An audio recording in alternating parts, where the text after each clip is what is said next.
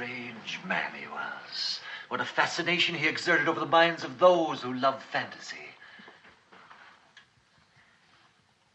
Or do you think it's because people are fascinated by the mystery of death?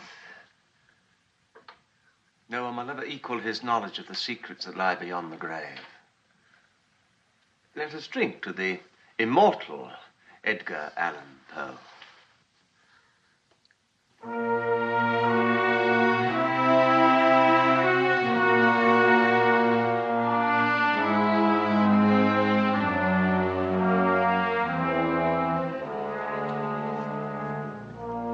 I mean, I don't know. We don't need to record that much. I figured we'd do it in groups. Welcome to Poecast Volume 2. 3. I definitely listened to every single poem and story that you're about to listen to. Well, that's right. The two of you, Brandon and Jennifer, got me to bring back the Edgar Allan Poecast for Volume 3. And just tonight, I went to Poe's Pub and the Poe Museum and dropped off cassettes for the first one. And the owner of Poe's Pub was there, so hopefully that's a good sign. Oh, that's cool. Where's this at? It's like just like this. I'd never been to it until tonight, which is ridiculous. But it's just like in sort of it's in Shockoe Bottom, Richmond, and so like Richmond has a weird relationship with Edgar Allan Poe in that he lived here for 3 years, and Richmond is so desperate to have association with any historical figure that's not a fucking like Confederate that like they go so goddamn hard. They're like, Poe lived here in this Get the house. emo kid. Yeah. And like whereas Poe is like clearly Baltimore, right? So like the Ravens NFL team. We have a Poe house in Philly though too. Oh really? It's fine. I mean he was there. He was all over. Wasn't he in Boston too? Yeah, I don't know. But honestly, all those places are the same to me. Probably East Coast. Yeah, it's like that area, the cold places. Yeah. My story does reference Richmond, Virginia toward the end. But I don't know. I'm just going to go ahead and start this. We're going to start, as we always do, this the third time again, with Sara Century, who is reading Annabel Lee this time.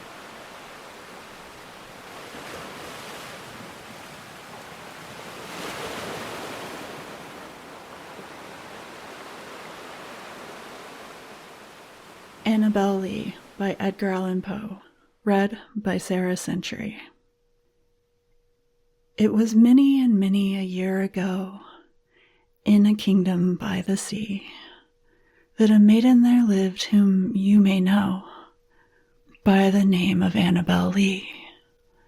And this maiden she lived with no other thought than to love and be loved by me. I was a child and she was a child in this kingdom by the sea. But we loved with a love that was more than love, I and my Annabel Lee, with a love that the winged seraphs of heaven coveted her and me.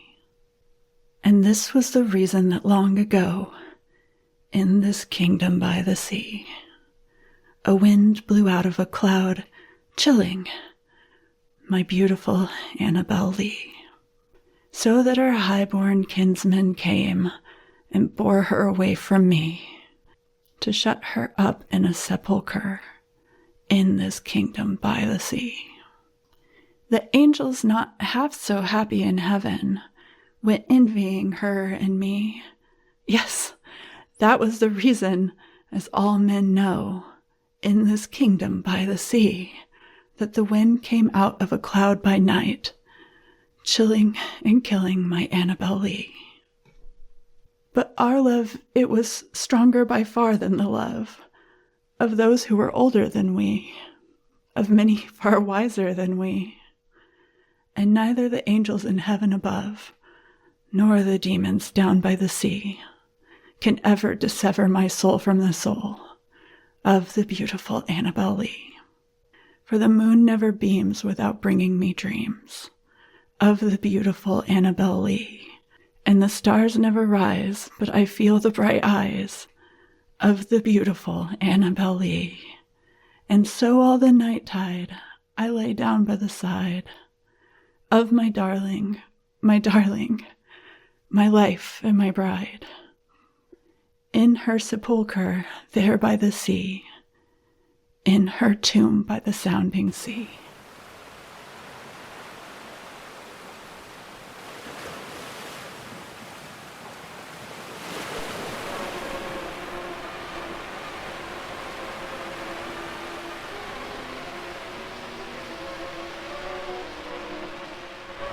The Conqueror Worm by Edgar Allan Poe. Lo, 'tis a gala night within the lonesome latter years, an angel throng, bewinged, bedight, in veils and drowned in tears, sit in a theater to see a play of hopes and fears, while the orchestra breathes fitfully the music of the spheres. Mimes in the form of God on high mutter and mumble low, and hither and thither fly, mere puppets they who come and go, at bidding of vast formless things that shift the scenery to and fro, flapping from out their condor wings invisible woe.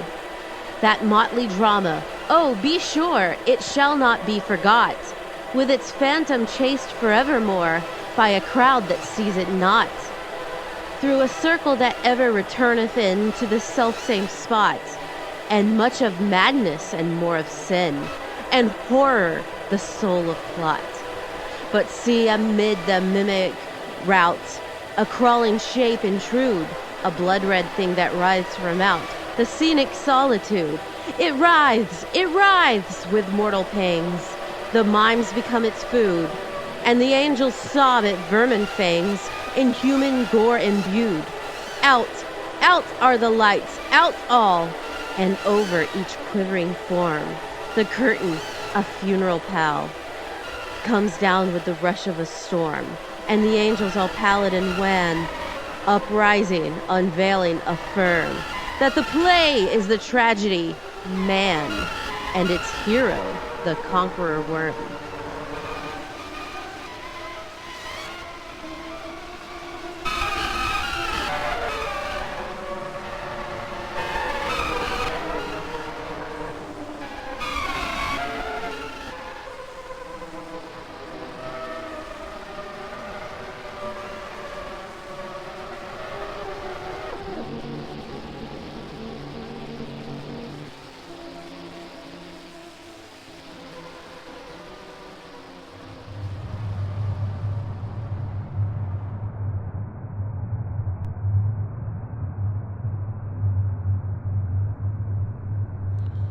There are certain themes of which the interest is all-absorbing, but which are too entirely horrible for the purposes of legitimate fiction.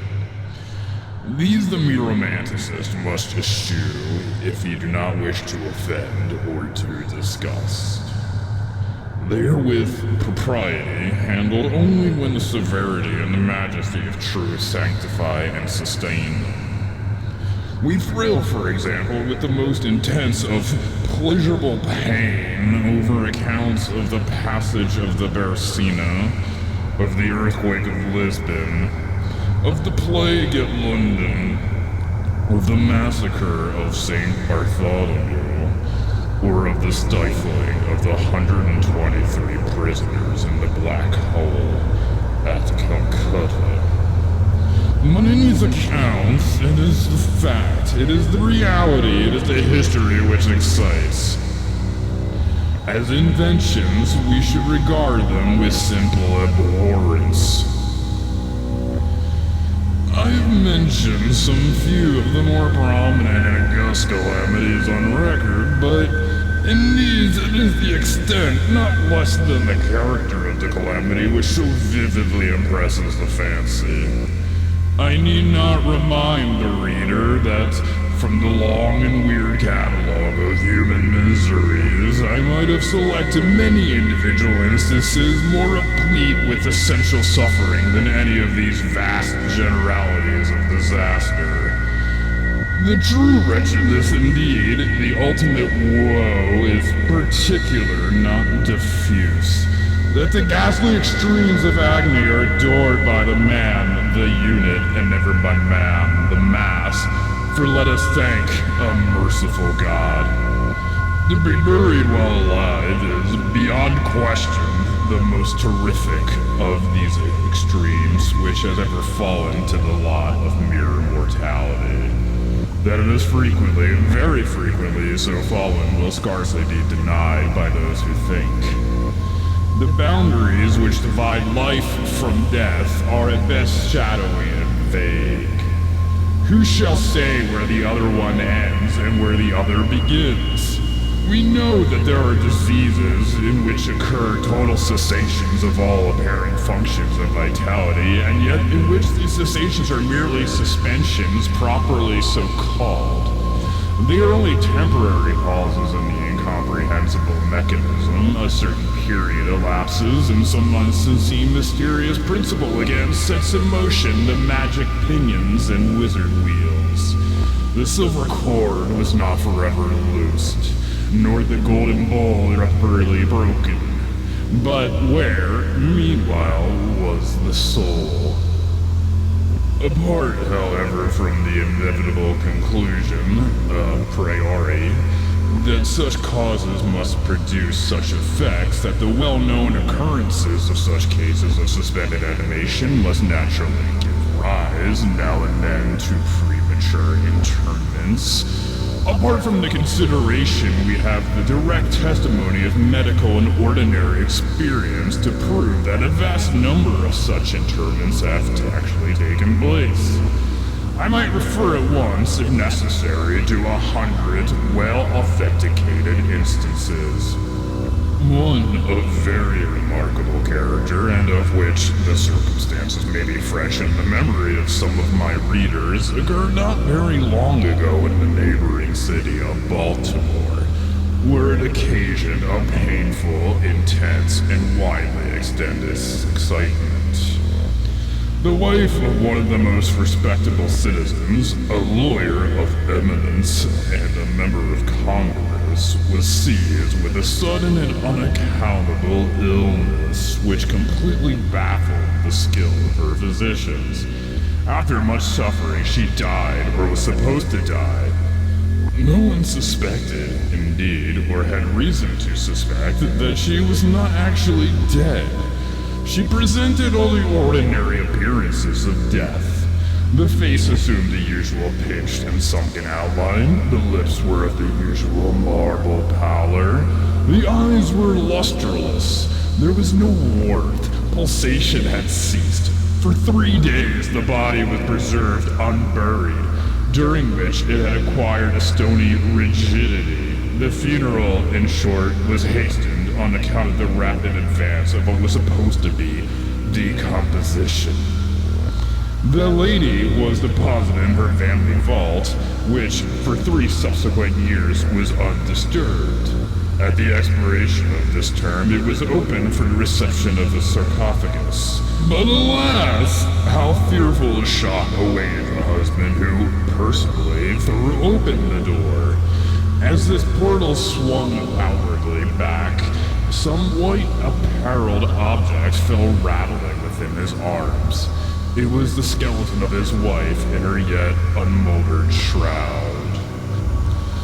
A careful investigation rendered it evident that she had revived within 2 days after her entombment.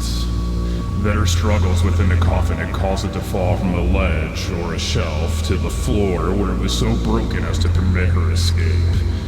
A lamp which had been accidentally left full of oil within the tomb was found empty. It might have been exhausted, however, by evaporation.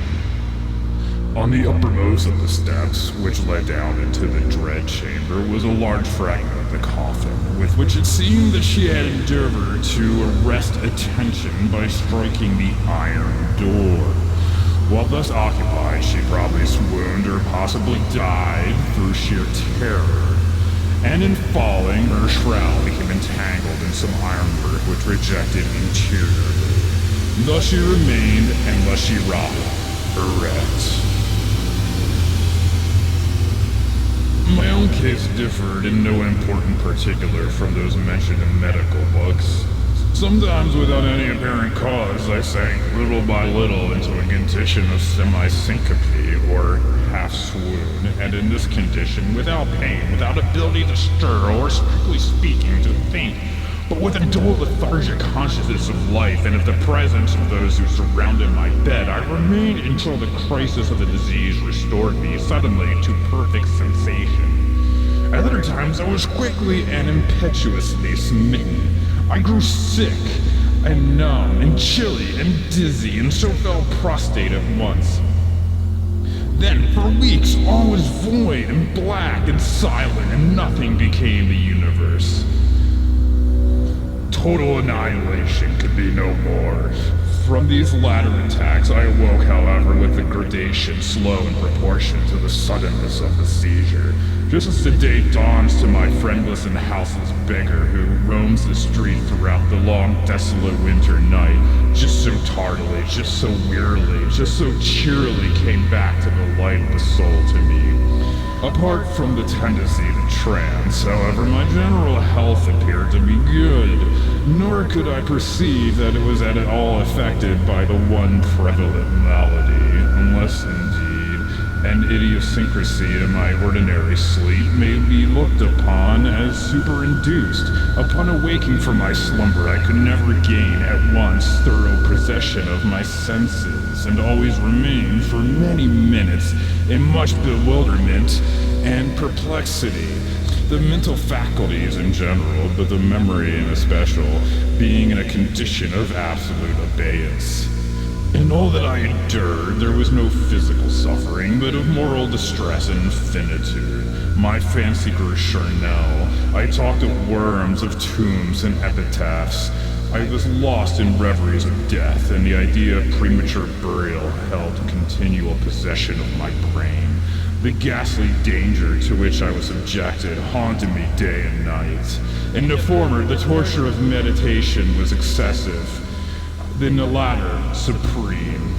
When the grim darkness overspread the earth, and with very horror of thought, I shook as the quivering plumes upon the hearse. When nature would endure wakefulness no longer, it was with a struggle that I consented to sleep, for I shuddered to reflect that upon waking I might find myself the tenant of a grave. And when finally I sank into slumber, it was only to rush at once into a world of phantasms, above which, with vast sable, overshadowing wings, hovered predominant the one sepulchral idea. There arrived an epoch, as often before there had arrived, in which I found myself emerging from total unconsciousness into the first feeble and indefinite sense of existence. Slowly, with a tortoise gradation, approached the faint gray dawn of the cycled day. A torpid uneasiness, an apathetic endurance of dull pain. No care, no hope, no effort. Then, after a long interval, a ringing in the ears, then, after a lapse still longer, a prickling or tingling sensation in extremities, then a seemingly eternal period of pleasurable quiescence, during which the awakening feelings are struggling into thought, then a brief resinking into non-entity, then a sudden recovery. At length, the slight quivering of an eyelid, and immediately thereupon an electric shock of a terror deadly and indefinite, which sends the blood in torrents from the temples to the heart. And now the first positive effort to think, and now the first endeavor to remember, and now a partial and evanescent success.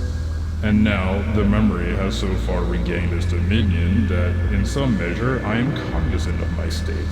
I feel that I am not awaking from ordinary sleep. I recollect that I have been subject to catalepsy, and now, at last, as if by the rush of an ocean, my shuddering spirit is overwhelmed by the one grim danger, by the one spectral and ever-prevalent idea. For some minutes after the fancy possessed me, I remained without motion. And why? I could not summon courage to move. I dared not make the effort which was to satisfy me of my fate. And yet there was something in my heart, which whispered me it was sure. Despair, such as no other species of wretchedness ever called into being.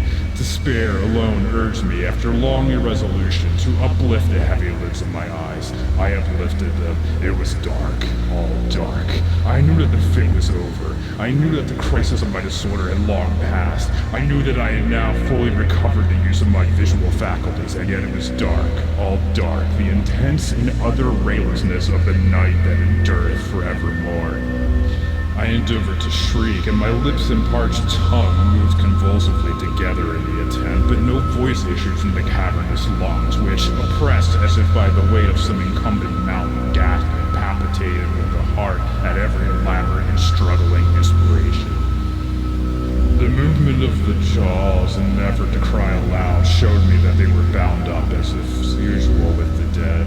I felt that I lay upon some hard substance, and by something similar my sides were also closely compressed. So far I had not ventured to stir any of my limbs, but now I violently threw up my arms, which had been lying at length with the wrist crossed.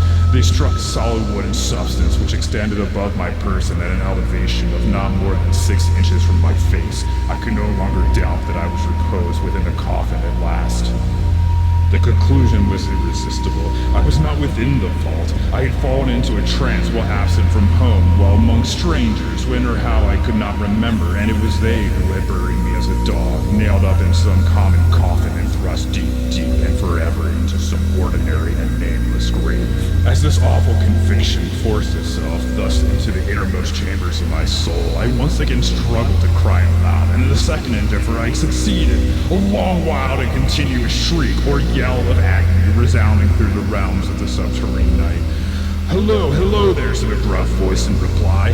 "What the devil's the matter now?" said a second. "Get out of there," said a third. "What do you mean by yelling in that kind of style like a catamount?" said a fourth, and hereupon I was seized and shaken without ceremony for several minutes by a junto of very rough-looking individuals. They did not arouse me from my slumber, for I was wide awake when I screamed, but they restored me to the full possession of my memory.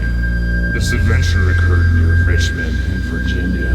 Accompanied by a friend, I had proceeded upon a gunning expedition some miles down the banks of James River. Night approached, and we were overtaken by a storm. The captain of a small sloop, lying at anchor in the stream and laden with garden mold, afforded us the only available shelter. We made the best of it and passed the night on board. I slept in one of the only 2 berths of the vessel, and the berths of a sloop of 67 tons need scarcely be described. That which I occupied had no bedding of any kind.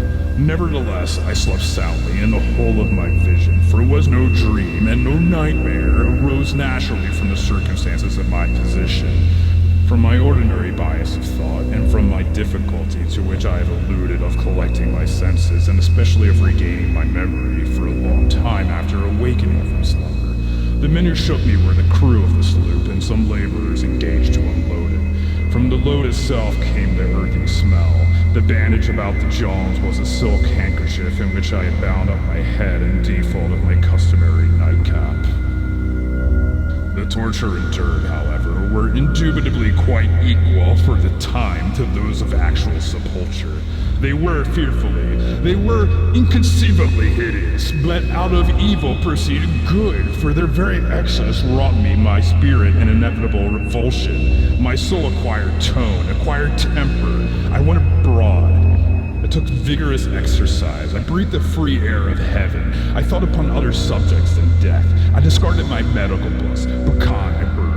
I read no night thoughts, no fushing about churchyards, no bugaboo tales such as this. In short, I became a new man and lived a man's life.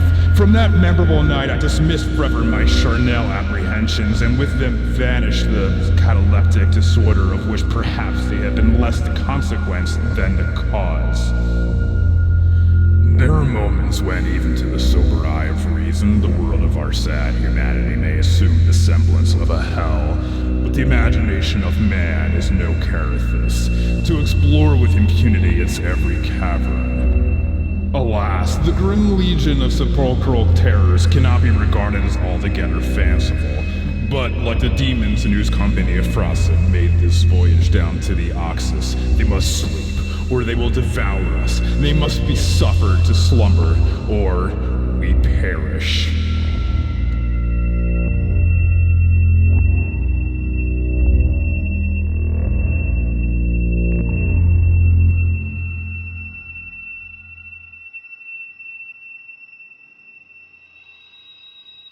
So, what did you think of Annabelle, Lee's? Jennifer. Well, Is it's this the a one fucking that, pop quiz? Yeah. God damn it. I know it's the one that I did last time, so it was really time, yeah. great. It Well- was really great to get Sarah Century's take on it. Well, joking aside, you did what? Did you heard your version of Conqueror Worm at least, right? With Arvo Zylo, and well, they go by was it VODE, which is Arvo Zylo and Leslie Keffer. Leslie Keffer is a former guest of ours. Arvo Zylo, of course, was on here 10 years ago. But I didn't even know the Conqueror Worm before you read it, Jennifer. It's let me tell you, because Yeah. I have the complete works of Edgar Allan Poe here at my house. And so I looked through and I was looking for one that looked weird and like Halloweeny and spooky, but wasn't like, I figured that people were going to do the more popular ones. And I was so afraid of stealing one that somebody wanted to do that I was like, okay, but I still want it to be creepy. And so I found that one. That one was either the very last one in the book or like the second or third to last one. It's the only one where I'm like, what the fuck is this about? It's about a play, I guess, right? But yes, it's about like the downfall. Like it's like, well, it's about like how like we're all a play and the human condition and we're all gonna die. So like the worm is the conqueror because the worm is gonna eat your body. oh, Yeah. I feel dumb. I didn't listen closely enough, I guess.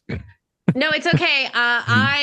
I was thinking more along the lines of like entertainment and stuff like that until I looked at the Spark Notes like I was in English again in 12th grade. Did you look up the bowdlerized version of it? Is there bowdlerized Edgar Allan Poe I somewhere? don't think so. He's American. Yeah. Is there a Bowdlerized Declaration of Independence? I mean, I feel like you could with old American English too. I suppose. Yeah. Like Hawthorne or... And the last one was Premature Burial by the Grey Romantics. And I didn't realize how long that was going to be when I started reading it. But I don't know. It was in my mom had 2 Edgar Allan Poe books. One, like these little volumes. What? There's a 1962 horror film of the Premature Burial. Oh shit, is there? I gotta find that. We should watch it. Yeah. Isn't that a Corman? Is it? Yes, Premature it Burial is. with Ray Milland? Yep. Oh, Yeah. it's that one. It's the one. It's the Yeah, shitty it's the one one. without Vincent Price. Okay. Oh no. Yeah, that's the bad Yeah. one. I did watch that one, and You did? Is there another one? Probably not. The story's fun though. I had to cut down the story a lot too because it just goes on tangents. Like it feels like he's getting paid by the word for it.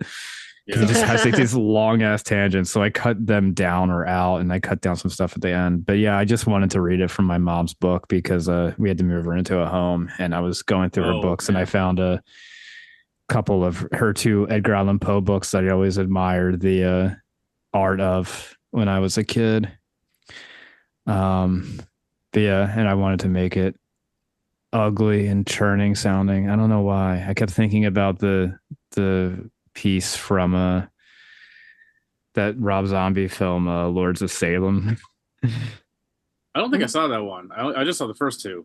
Oh, I know Arvo told me he hates it or didn't like it at least. I really liked it when I saw it, and I just really liked the song in it. That's just like this churning, repetitive, droning thing. Oh, that sounds fun. Yeah. But anyway, I guess we can move on. So next up, we have Laura Squirrel doing Alone, which T. Volpone did in our original one 10 years ago. From childhood's hour, I have not been. As others were, I have not seen. As others saw, I could not bring.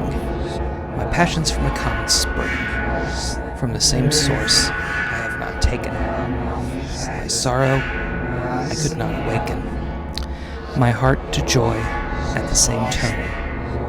And all I loved alone.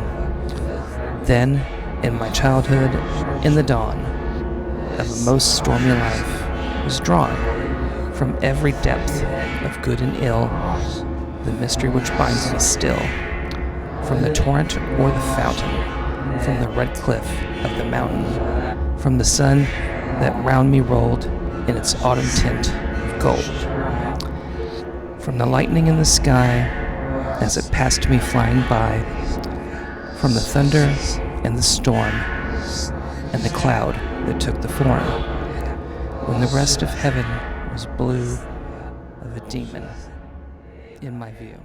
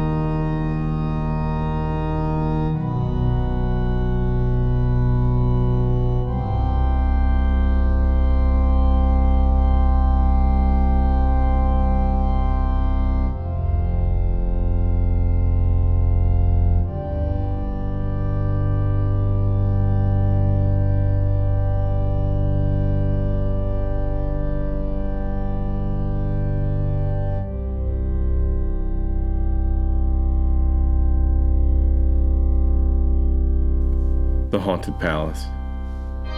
In the greenest of our valleys by good angels tenanted, once a fair and stately palace, snow-white palace, reared its head. In the monarch thought's dominion it stood there. Never seraph spread his pinion over fabric half so fair.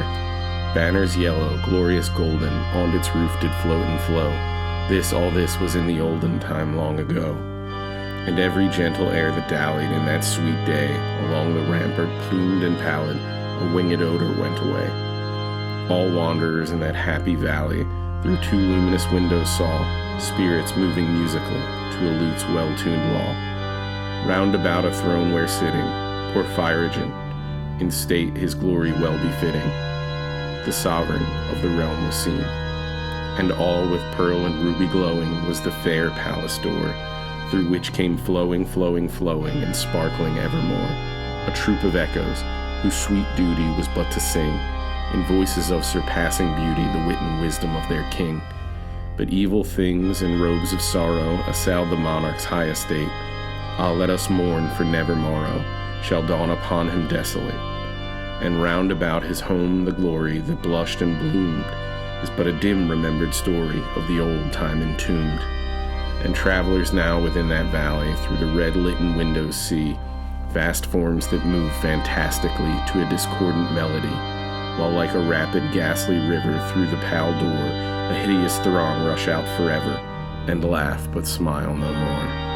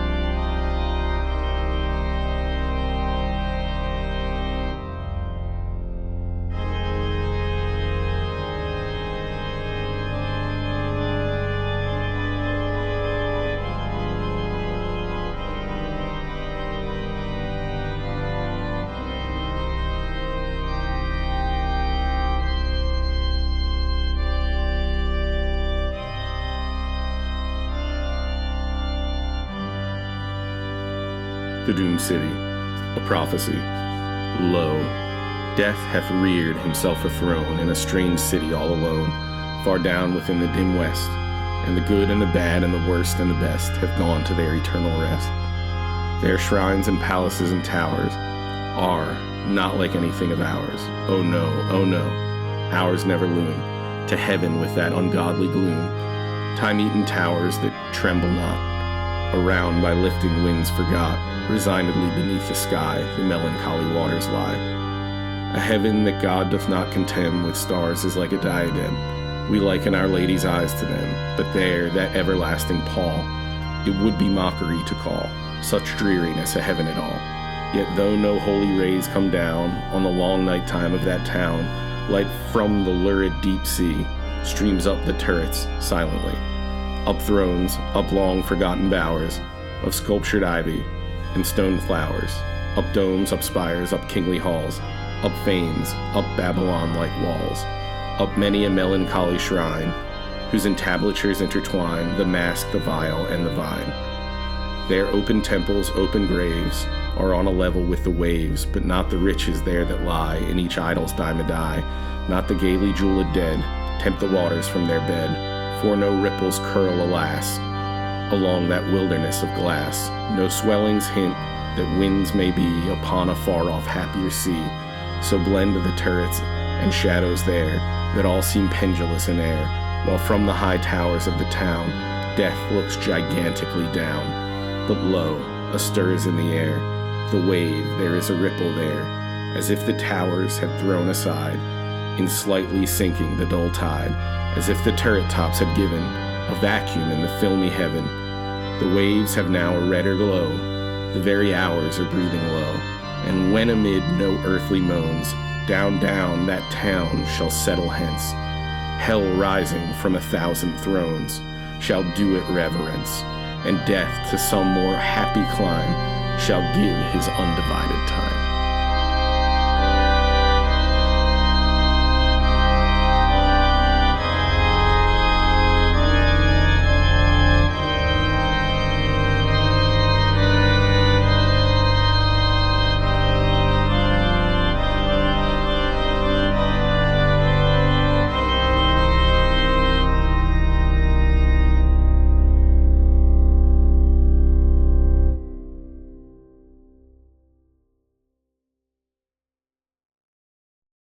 At midnight, in the month of June, I stand beneath the mystic moon.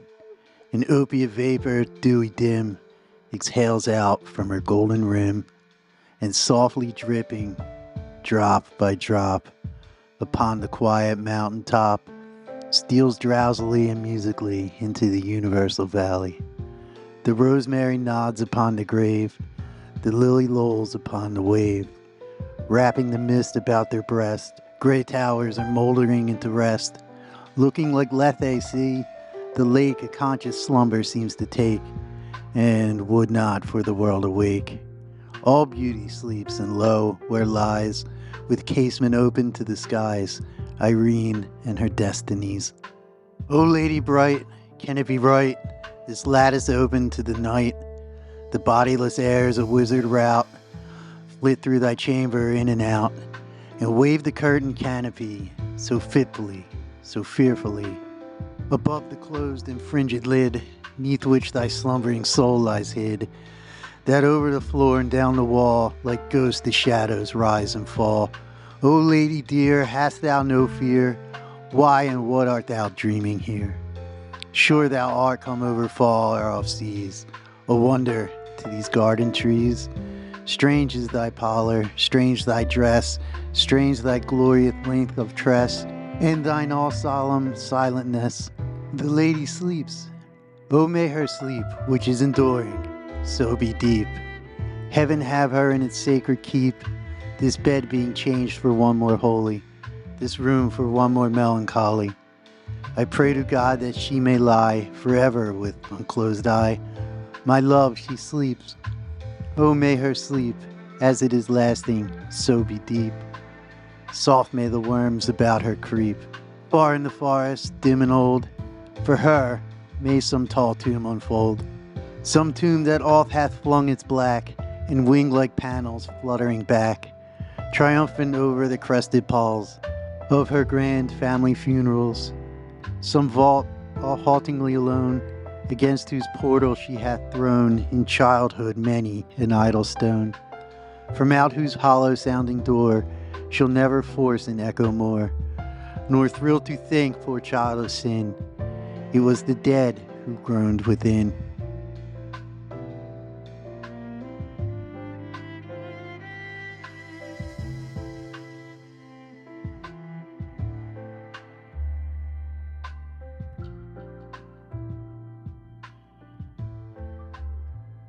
Did you listen to The Sleeper? Hang on. Let me check. Who did that one? T-Vol Pone. Yeah. Yeah.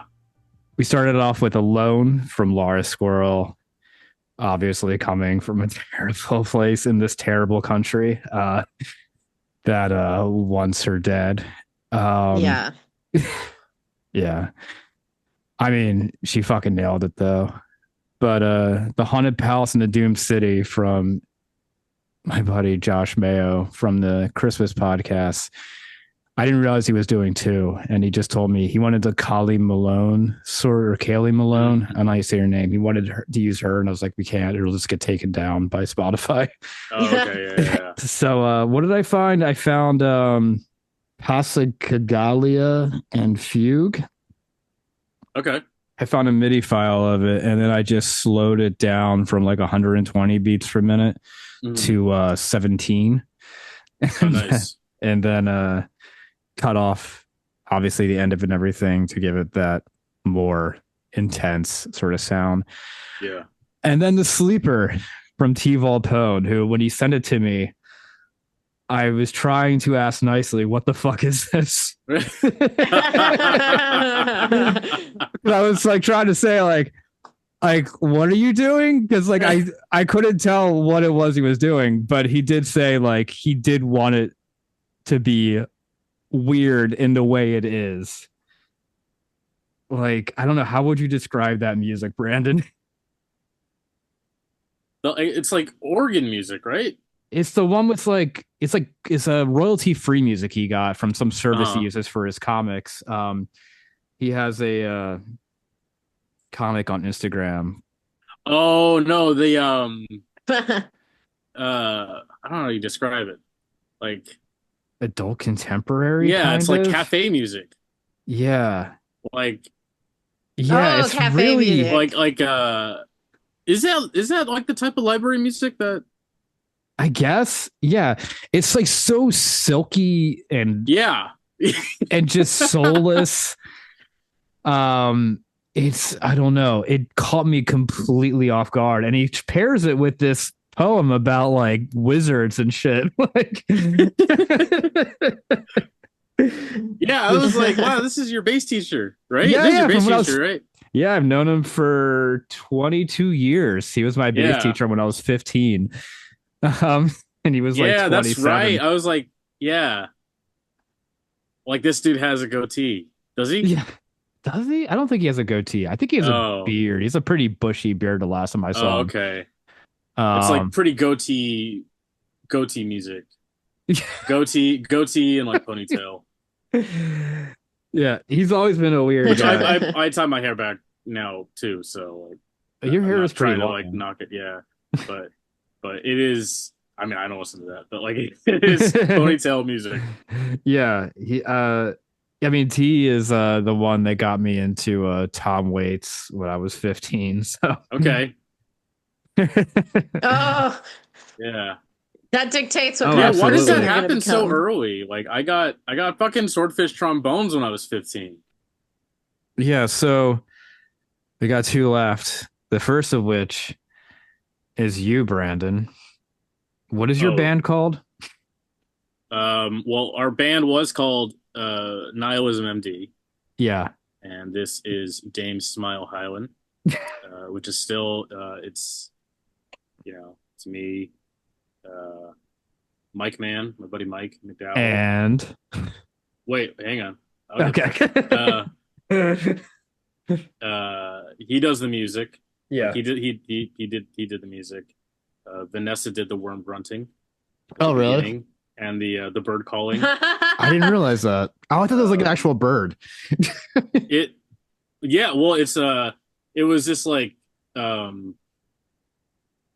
was like a courtesy noise box that she got from the dollar store of like spooky haunted sounds. That's cool. You know, like, man, both of you love that shit. Yeah, we're gross about it. Yeah. Yeah, for sure.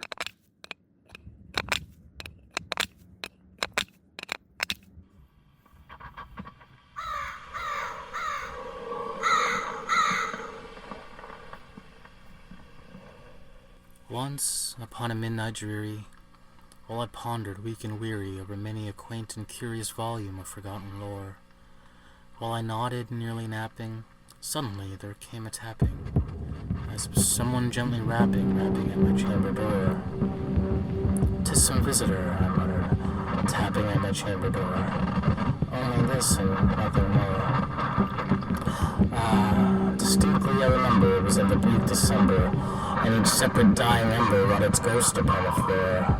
Eagerly I wished the morrow, vainly I had sought to borrow from my books surcease of sorrow for lost Lenore, the rare and radiant maiden whom the angels named Lenore. Nameless here, forevermore. And the silken, sad, and certain rustling of each purple curtain thrilled me with fantastic terrors never felt before, so that now, to still the beating of my heart, I stood repeating, "'Tis some visitor intruding at my chamber door, some late visitor intruding entrance at my chamber door. This it is, and nothing more." Presently my soul grew stronger, hesitating then no longer. "Sir," said I, "or madam, truly your forgiveness I implore. But the fact is I was napping, and so gently you came rapping, and so faintly you came tapping at my chamber door, that I scarce was sure I heard you. Here I opened wide the door. Darkness there, and nothing more."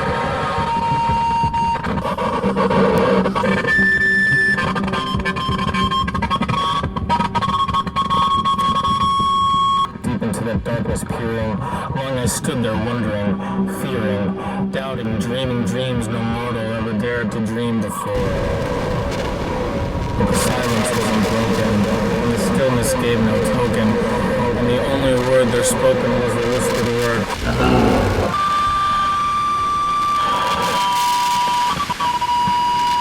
This I whispered, and an echo murmured back the word.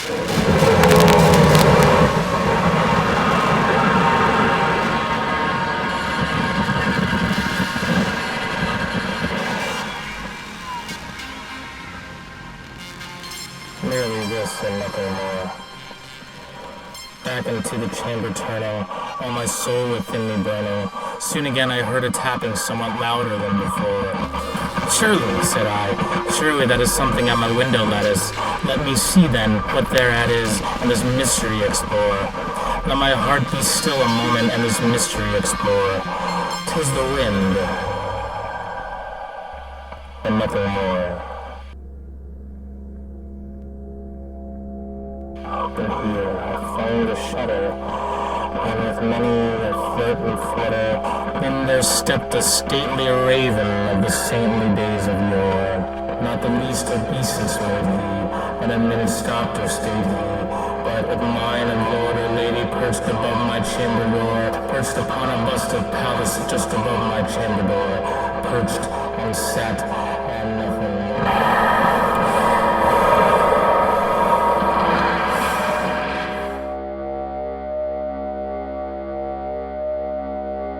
Then the seventy bird beguiling my sad fancy into smiling, by the grave and stern decorum of the countenance of war. "Will thy crest be shorn and shaven, thou," I said, "art sure no craven, ghastly grim and ancient raven wandering from the nightly shore? Tell me what thy lordly name is on the night's Plutonian shore."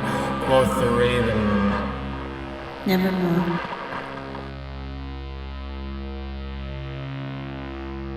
Much I marveled, this ungainly fowl to hear discourse so plainly, though its answer little meaning, little relevancy bore. For we cannot help agreeing that no living human being ever yet was blessed with seeing bird upon his chamber door, bird or beast upon the sculptured bust above his chamber door, with such a name as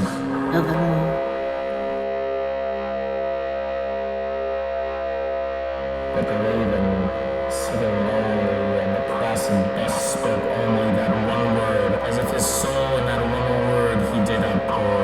Nothing further than he uttered, not a feather that he fluttered, till I scarcely more than muttered, "My friends have flown before, or he will leave me as my hopes have flown before."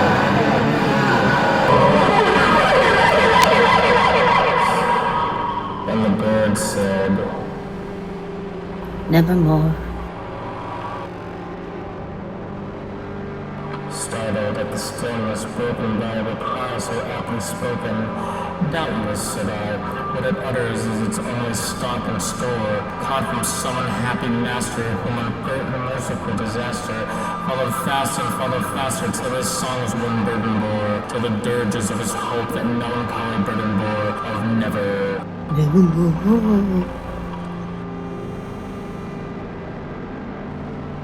But the raven still beguiling my sad fancy into smiling. Straight I wheeled a cushioned seat in front of bird and bust and door. Then upon the velvet sinking, I betook myself to linking fancy unto fancy, thinking what this ominous bird of yore, what this grim, ungainly, ghastly, gaunt, and honest bird of yore meant in croaking. Nevermore. I sat engaged in guessing, but no syllable expressing, to the fowl whose fiery eyes now burned into my bosom's core. This and more I sat dividing, my head at ease reclining on the cushion's velvet lining that the lamplight gloated o'er, whose velvet violet lining with the lamplight gloating o'er, she shall press.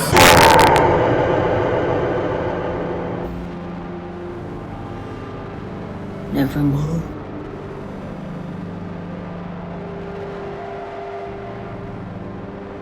Then without evidence, perfumed from incense and soul as safe and whose footfall is tempered and tufted for.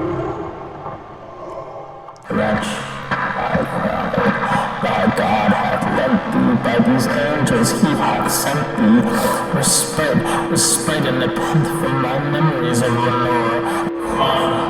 Quoth this time and pent thee and forget this lost Lenore. Quoth the raven,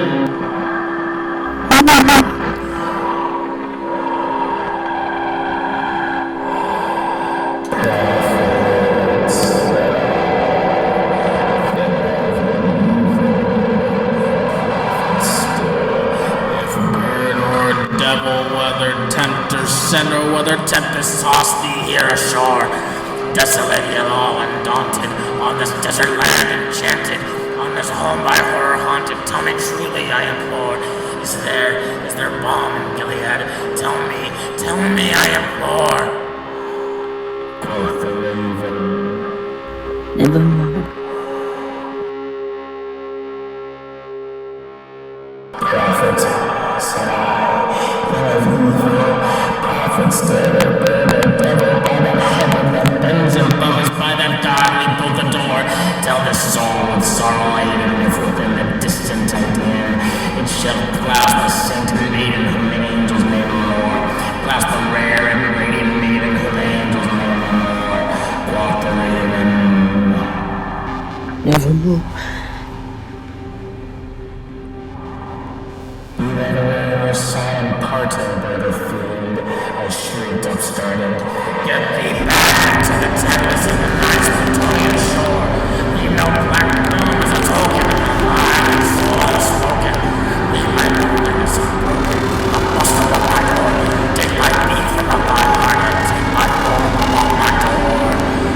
Quoth the raven,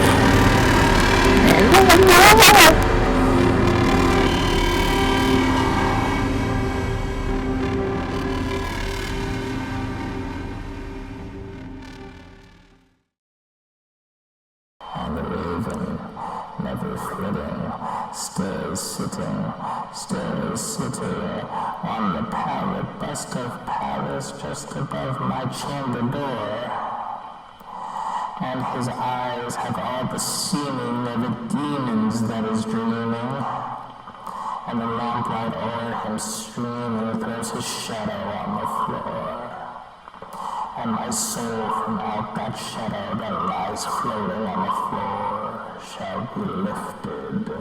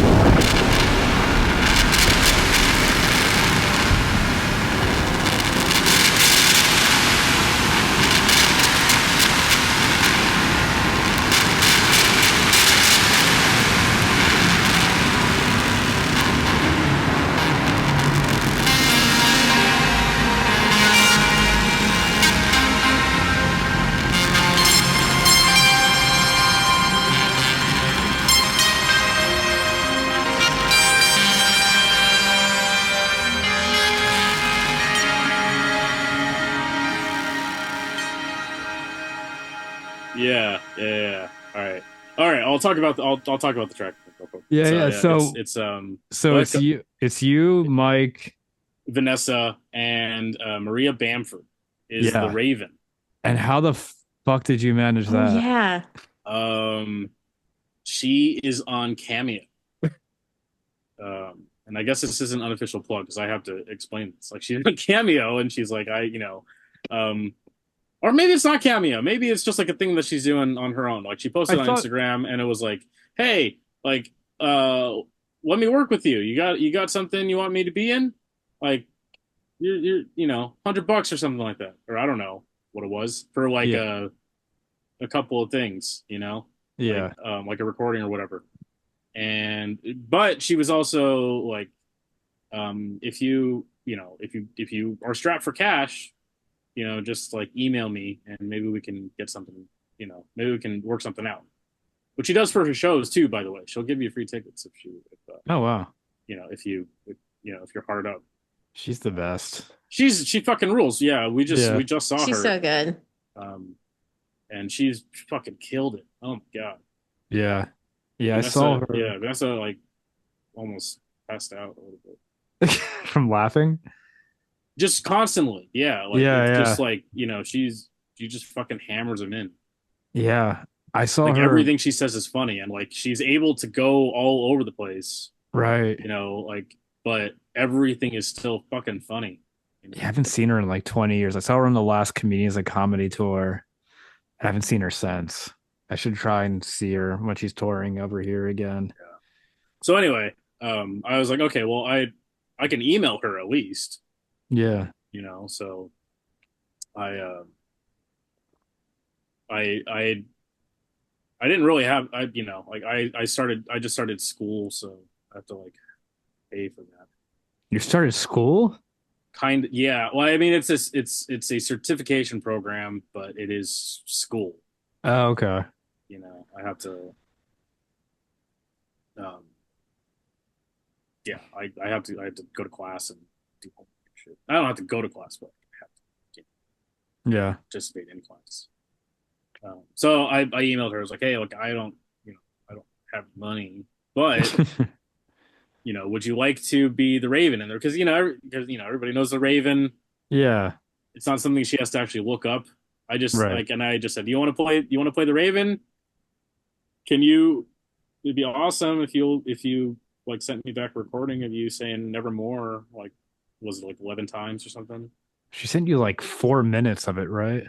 No. She sent me like 12 nevermore. Yeah. It was a short clip, and I'm grateful for it because I didn't, she did this gratis, so yeah. So yeah, I'm glad it didn't take her very long to do it because that's literally all I asked for was her to say nevermore 11 times. She sent me a 30-second clip. Oh, okay. I thought the video sent us was much longer, but yeah, no. It's still pretty cool. I think that'll be the leading aspect of the put her name in, podcast. tag her name or whatever. Exploit her fame because I'll do it. But no, it was so fucking cool to get that. Yeah, she does I got it. Yeah, I just got the email and I was at the Academy Museum seeing the Barbie exhibit with Vanessa's niece. And it was she just sent that. Nothing else in the email, just that video. It's very nice. Yeah. So I didn't really do much to her voice. That's from what's in the recording. I tried to make it recognizable.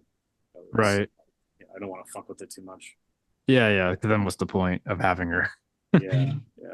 But I did want to fuck with my vocals because I don't like hearing me. Yeah, no, I pointed out that I can't understand half of what you're saying. You're like, well, everybody knows the story. Who gives a shit? Yeah, it's the most famous. It's one of the most famous poems in American history.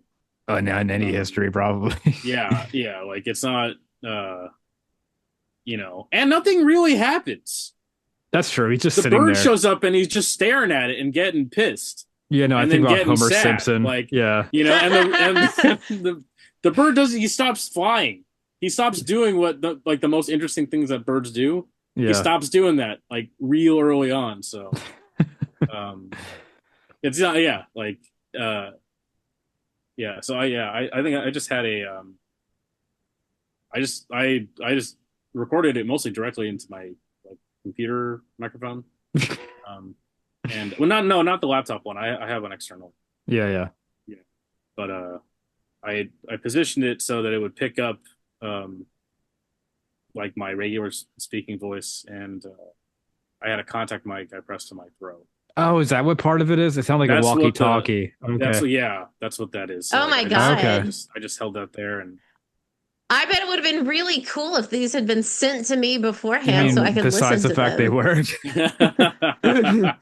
Yeah. No, I'm really excited to listen to it all as podcast intended, as Rob, our podcast god, intends. This is a crazy meta thing that Jennifer's gonna hear this, and while she's listening to it, and all these tracks, she's going to be telling herself that she hasn't listened to all these tracks. Right. You're right. You're in a Mobius strip. Oh man, and I'm excited. She thought ahead. I should have wrote. I want that experience. Yeah. Copies of the original Edgar Allan Poecast, Volume 1. They're on my Bandcamp, The Grey Romantics at greyromantics.bandcamp.com. Jennifer, you said they're at the Poe Bar in Richmond, Virginia? Oh, yeah. They're at the Poe, the Poe's Pub in Richmond, Virginia, and maybe at Poe's Museum in Richmond, Virginia. Okay. And then, Brandon, you just have them. So if anyone wants to DM any of us, too, if anybody knows any of us and they want a copy, I'm selling them for $7 on Bandcamp plus shipping. Oh shit! I gave them away for free, but you can just go to. Sorry. Yeah, whatever. I mean, I was just trying to. I didn't realize you were supposed to sell. Sorry. You don't have to. I was just doing it as a way to make a little bit of the money back because I spent a ton of money on all this shit and sending out copies to everybody from the original.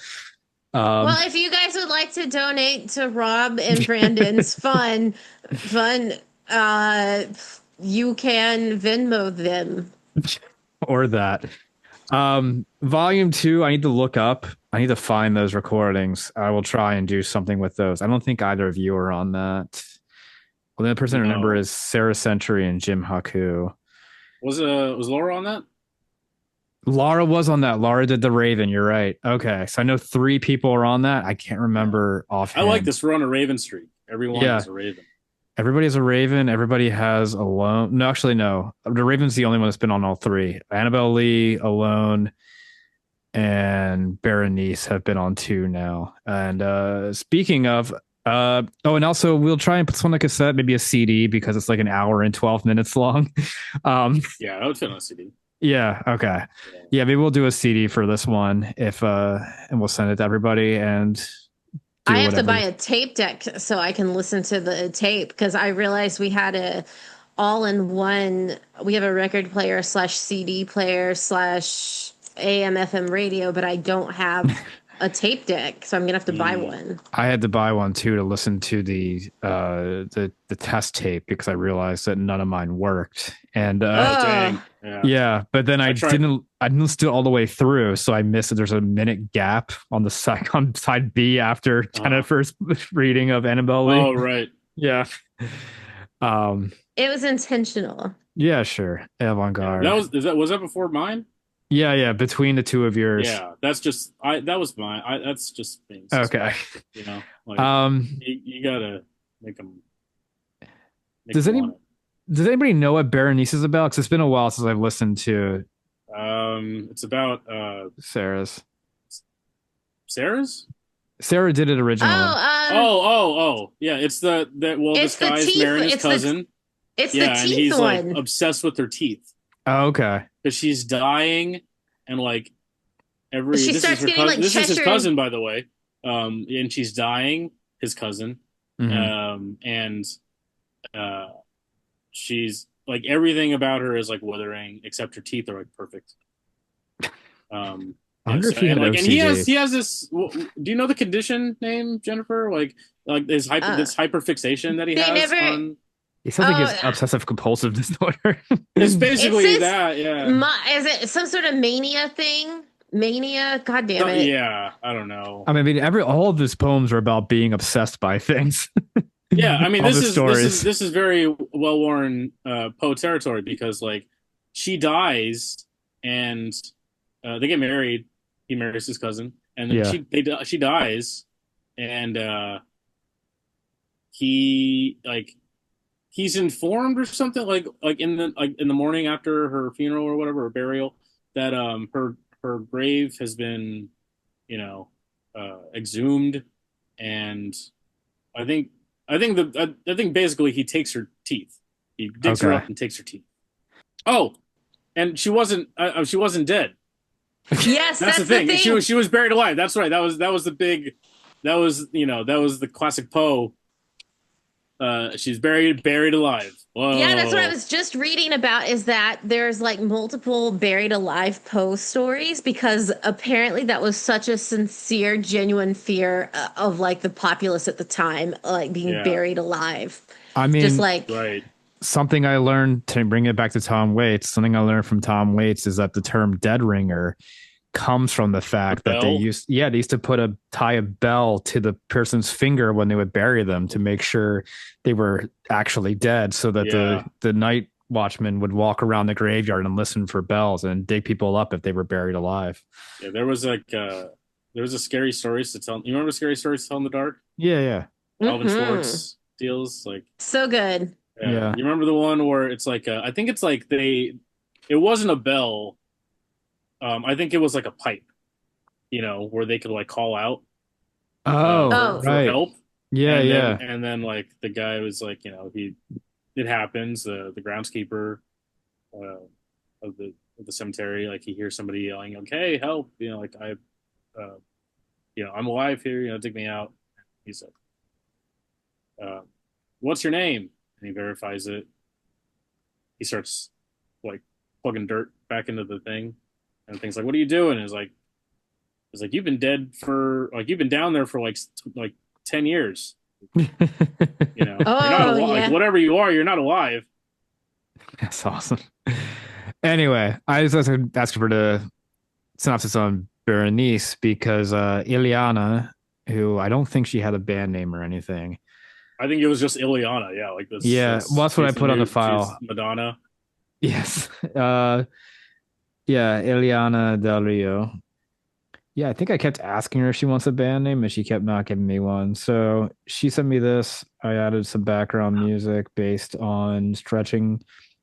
The original file she sent me was 3 seconds long because it was distorted. It was like the full size of the file, but it's only that's it came fucking out, fast. Yeah, I know it came out as 3 seconds of distortion. Oh. So I was like, what happens if I slow that down to 30 minutes? And okay, yeah. That's the background on hers, but hers Nice. is entirely in Spanish, though she sounds lovely. But I know that this will be more of an aesthetic experience for most people listening, probably. So just wanted to give a quick synopsis like the opera. Anyway, and then that'll take us out, and we will try and do this next year. And we don't have any guests lined up. If anybody wants to come on to talk about shit, let us know. If they have any other ideas for shit like this, we can do more readings of stuff or whatever. That schlubby British guy, alcoholic that I'm obsessed with, never responded back. And I even found a second account where he was like, he made a fake account for his fake personality to be like, so he could be like, this is the account where I pretend like I'm sober. Well, that makes like 5 people in the last few months that have not gotten back to us. So if anybody does want to talk to us, we're open. We'll do whatever. We don't care. This isn't real. But the podcast is great, and we'll do this again next year. We should do a Christmas episode. We should think of something Christmas to do. Sure. Oh, I have ideas. I'll talk about that after we get off this. Okay. But yeah. Love Christmas around here. Berenice from Ileana, and we'll be back next year.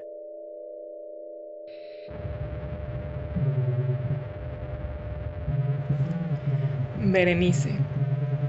La miseria es múltiple, multiforme es la miseria de la tierra, trascendiendo más allá del ancho horizonte como lo hace el arco iris. Sus matices son varios como los del arco, tan igualmente distintos, aunque íntimamente fundidos. Trascendiendo más allá del ancho horizonte. ¿Cómo es posible que de belleza he pasado a cierto tipo de horror? ¿Es acaso un símil del dolor que surge del acuerdo de paz? Pero como dice la ética, el mal es consecuencia del bien, así que de hecho de la dicha surge el pesar. O bien los recuerdos de la felicidad pasada sean la angustia de hoy, o las agonías cuyo origen lo tienen en el éxtasis que pudo haber sido. Mi nombre de pila es Egos.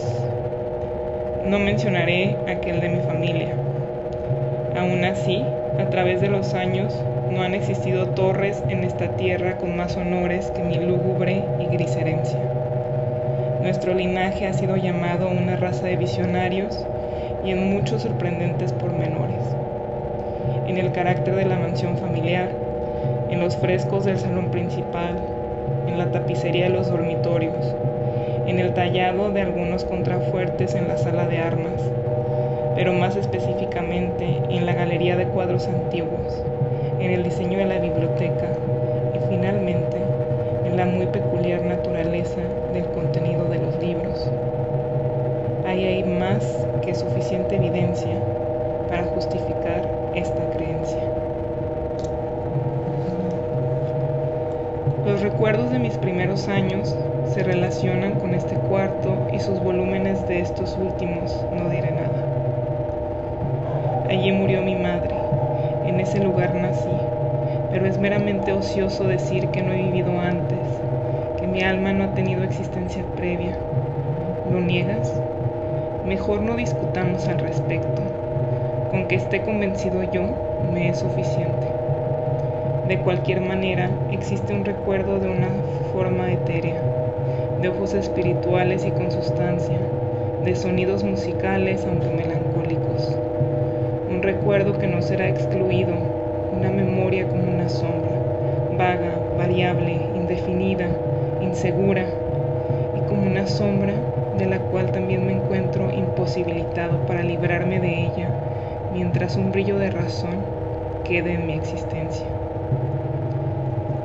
En ese lugar nací yo, despertando así de la larga noche de lo que parecía, pero no fue una nulidad, dentro de las mismísimas regiones de la tierra de las hadas, dentro de un palacio de la imaginación, dentro de los salvajes dominios del pensamiento monástico y la erudición.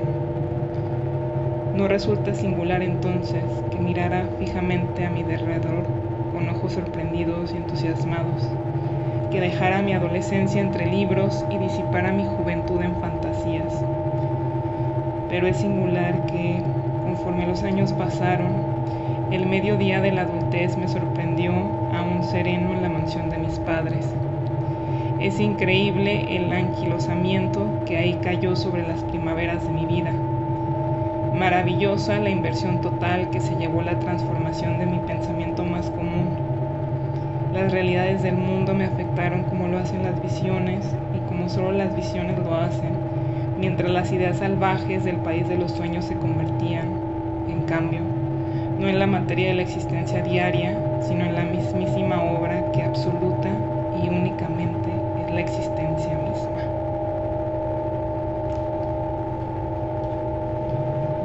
Berenice y yo fuimos primos y crecimos juntos en los corredores de mis padres. Aún así crecimos de manera distinta, yo enfermizo y sepultado en pesadumbre. Ella era ágil, graciosa y desbordante de energía. A ella pertenecían las excursiones por la colina. Míos eran los estudios, enclaustrado. Yo viviendo inmerso en mi propio corazón y adicto en cuerpo y alma a la más intensa y dolorosa meditación. Ella, errando descuidadamente a través de la vida sin prestarle atención a la oscuridad y su camino, o al silencioso vuelo de las horas más oscuras. Berenice, llamo su nombre, Berenice, y de las grises ruinas de la memoria, un millar de recuerdos tumultuosos se sorprenden al escucharme. Ah, vívida su imagen, ahora ante mí, como en los años jóvenes de su desenfado y felicidad. Oh estupenda y más aún fantásticamente bella, oh sílfide entre los arbustos de Arnheim, oh náyade sobre sus fuentes. Y entonces todo es misterio y terror y un cuento que no debe ser contado. Enfermedad. Una enfermedad fatal cayó como un simón sobre su figura, y a pesar de poner una mirada cuidadora sobre ella, el espíritu de la transformación pasó sobre ella, impregnando su mente, sus hábitos y su carácter, y en una forma totalmente sutil y terrible, trastocando inclusive la identidad de su persona.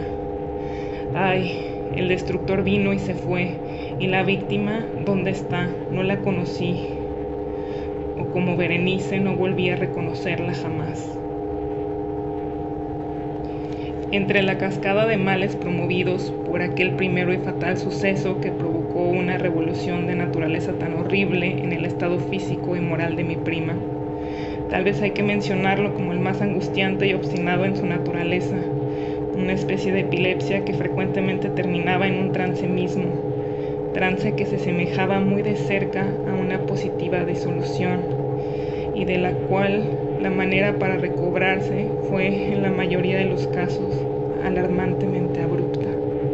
Entretanto, mi propia enfermedad, pues se me había dicho que no debía llamarla de ninguna otra manera, mi propia enfermedad, entonces, se apoderó rápidamente de mí y finalmente asumió un carácter monomaníaco en una noble y extraordinaria forma, ganando vigor cada hora, cada momento, y a la larga predominando sobre mí de la manera más incomprensible.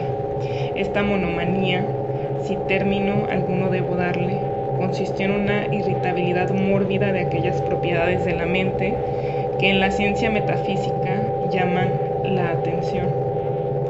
Es más probable que no se me entienda, pero de hecho temo que no hay manera posible de transmitir a la mente del lector meramente general una idea adecuada de aquella nerviosa intensidad del interés, con los cuales en mi caso los poderes de la meditación, para no hablar técnicamente, se inmiscuyen y profundizan en sí mismos, en la contemplación incluso de los objetos más ordinarios del universo.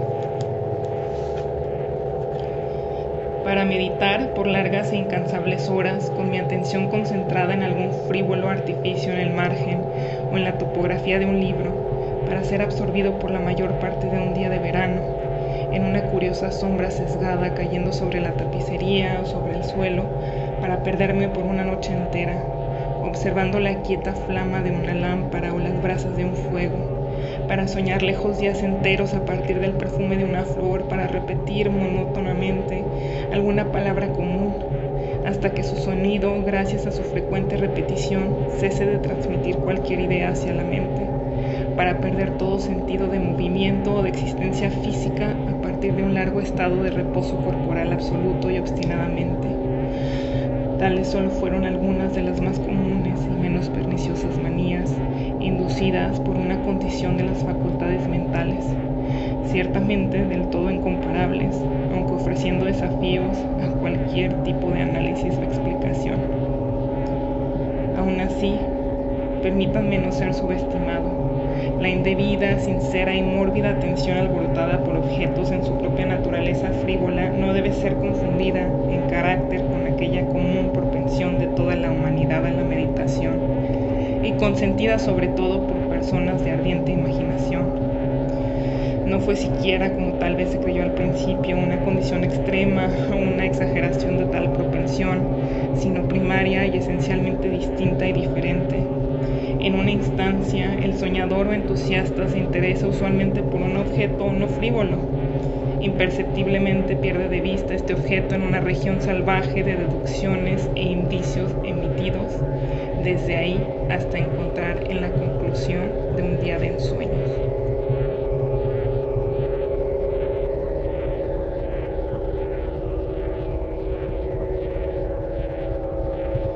Aún así, permítanme no ser subestimado. La indebida, sincera y mórbida atención alborotada por objetos en su propia naturaleza frívola no debe ser confundida en carácter con aquella común propensión de toda la humanidad a la meditación y consentida sobre todo por personas de ardiente imaginación. No fue siquiera, como tal vez se creyó al principio, una condición extrema o una exageración de tal propensión, sino primaria y esencialmente distinta y diferente. En instancia, el soñador o entusiasta se interesa usualmente por un objeto no frívolo.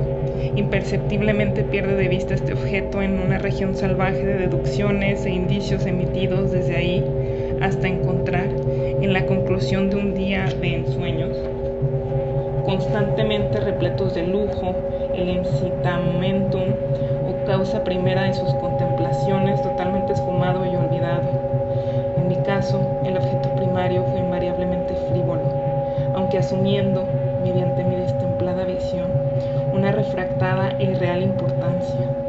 A lo mucho unas cuantas deducciones fueron hechas y aquellas cuantas pertinazmente retornaron hacia el objeto original como centro. Las meditaciones nunca fueron agradables y al cierre de la ensoñación, la primera causa, lejos de estar fuera de la vista, mantuvo aquel sobrenaturalmente exagerado interés, que fue la característica prevaleciente de la enfermedad. En una palabra, los poderes de la mente más ejercitados de manera particular fueron, conmigo, como anteriormente lo he dicho, la atención, y con el que ensueña, lo especulativo. Mis libros, en esa época, si no servían de hecho para irritar tal desorden, eran parte, como será considerado en mayor medida, en su imaginativa e inconsecuente naturaleza, de las cualidades del desorden mismo. Recordaré, entre otros, el tratado del noble italiano Coelho II Curio, de Amplitudini Beati Regni Dei, la obra de San Agustín, La ciudad de Dios, y de Carne Christi de Tertuliano, en el que la paradójica oración Mortus est Dei filius, credibile quia ineptum e sepultus resurrexit certum e quia impossible ocupó mi indivisible tiempo durante muchas semanas de ardua e infructuosa investigación. Así parecerá que, sacudida de su balance únicamente por cosas triviales, mi razón presentó semejanzas con ese risco oceánico del que habló Ptolomeo Hefestión, quien firmemente resistía los ataques de la violencia humana, la furia enfurecida de los mares y los vientos, aunque temblando al roce de la flor llamada asfódera. Y aunque para el pensador poco atento tal vez parezca indudable que esa alteración producida por su infeliz afección en la condición moral de Berenice me proporcionaría muchos objetos para el ejercicio de esa intensa y anormal meditación, cuya naturaleza me ha costado explicar, temo decirles que no fue el caso en ningún aspecto. En los intervalos lúcidos de mi enfermedad, su calamidad en efecto me produjo dolor, y asumiendo con todo corazón esa total destrucción de su justa y dulce vida, no tardé en considerar frecuente y amargamente acerca de la maravillosa maquinaria a través de la cual tan extraña revolución repentinamente fue exterminada. Pero estas reflexiones no fueron parte de la idiosincrasia de mi enfermedad, y así habrían ocurrido seguramente bajo circunstancias similares a la ordinaria masa de la humanidad. Fiel a su propio carácter, mi desorden festejó en los cambios menos importantes, aunque además alarmantes, moldeados en la forma física de Berenice, en la singular y más aterradora distorsión de identidad personal. Durante los días más brillantes de su incomparable belleza, sin duda, no la amé desde el corazón, no la amé en ningún momento. En la extraña anomalía de mi existencia, mis sentimientos nunca fueron desde el corazón y mis pasiones siempre fueron de la mente. A través de la gris de la temprana mañana, entre el tejido de sombras del bosque al mediodía y el silencio de mi biblioteca en la noche. Ella pasó furtivamente frente a mis ojos y entonces la vi, no como la viviente y respirante Berenice, sino como la Berenice de un sueño, no como un ser de la tierra terrenal, sino como la abstracción de un ser tal, no como un ente para admirar, sino para analizar, no como un objeto de amor, sino como un tema de lo más oscuro, aunque de especulación desganada. Y ahora me estremezco en su presencia y empalidezco al acercárseme, aún así lamentando amargamente su decadente y desolada condición. Me pongo a recordar que ella me ha amado largamente y en un atroz momento le hablé de matrimonio. El momento de nuestras nupcias se acercaba al paso del tiempo cuando en un atardecer, en el invierno del año, una de esas noches atemporales, cálidas, tranquilas y brumosas, que es la nodriza de la bella Halcyon, me senté como ahora, solitario, en el aposento interior de mi biblioteca, pero aleccionando mis ojos, vi que Berenice se hallaba delante de mí.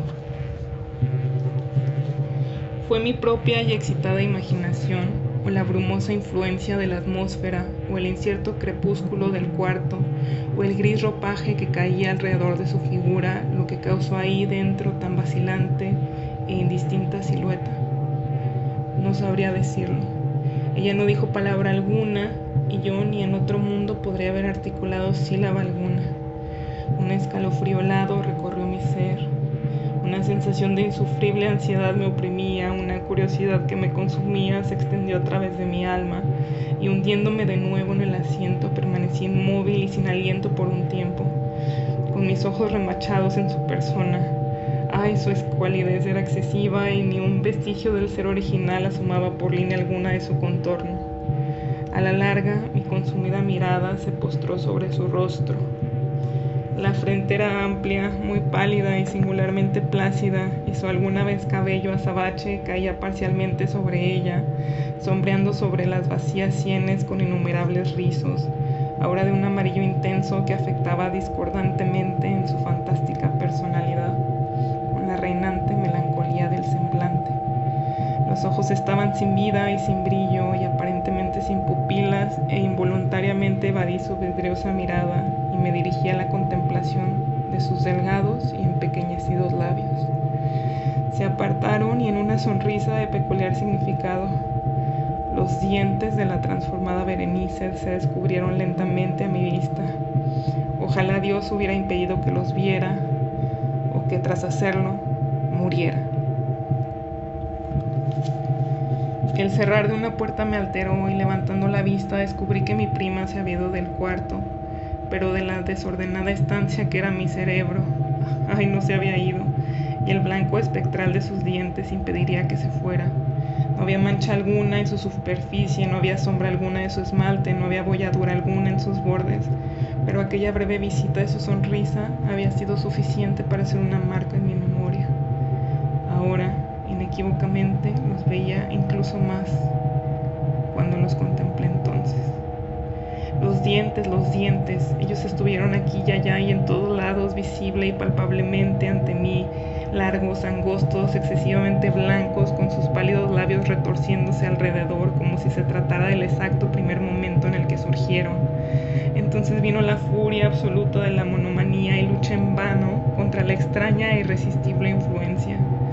No tengo pensamientos acerca de la multiplicidad de objetos en el mundo externo, tan solo pienso en los dientes, los he deseado con frenesí.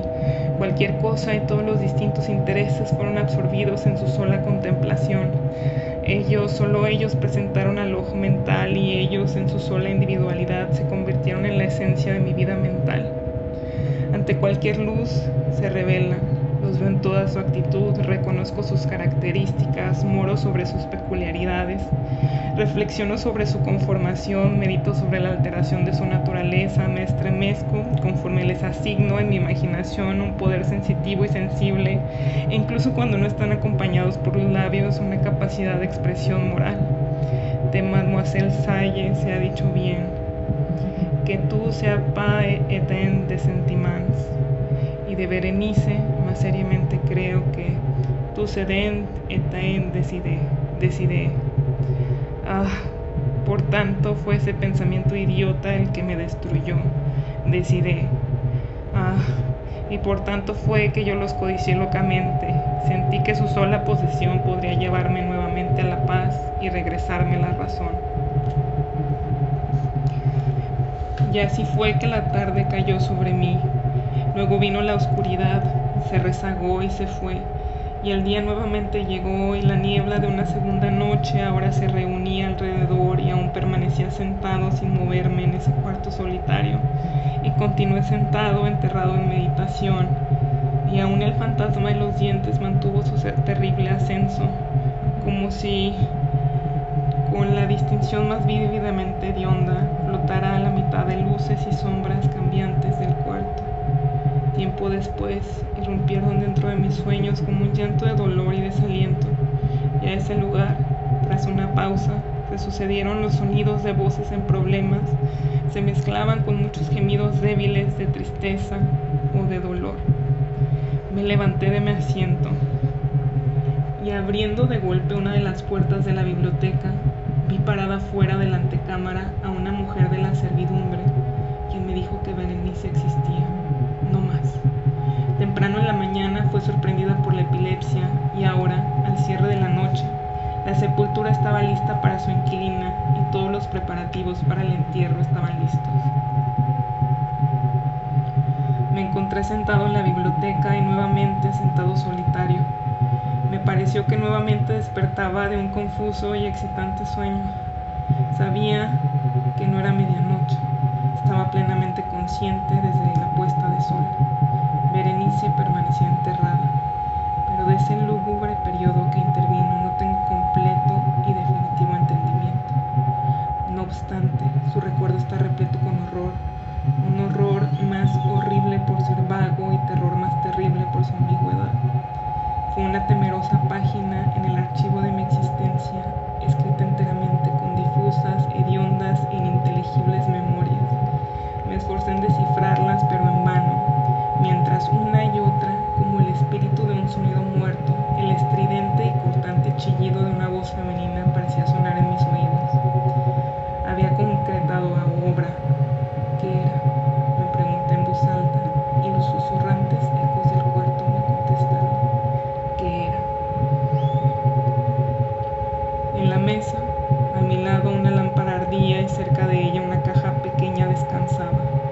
No era de sobresaliente personalidad y la había visto anteriormente, pues le pertenecía al doctor de la familia.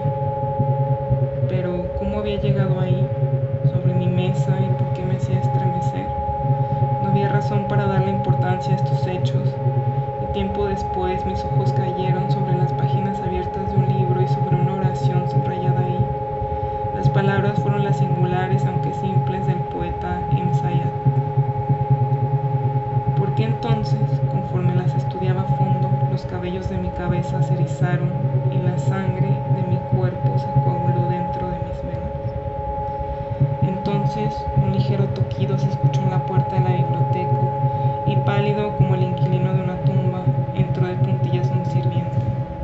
Su aspecto era de salvaje terror y me habló con una trémula, ronca y queda voz, que dijo: escuché algunas oraciones quebradas. Me contó de un grito desesperado que interrumpió el silencio de la noche, de cómo se reunió toda la familia, de una búsqueda del origen del sonido, y entonces su tono creció de manera escalofriante conforme me susurró acerca de una tumba violada, de un cuerpo desfigurado cubierto con una sábana, aunque aún respirando, aún palpitando, aún vivo. Señaló las prendas, estaban enlodadas y coaguladas en sangre. No dije nada y cuidadosamente me tomó de la mano. Estaba marcada por los rasguños que dejan las uñas humanas.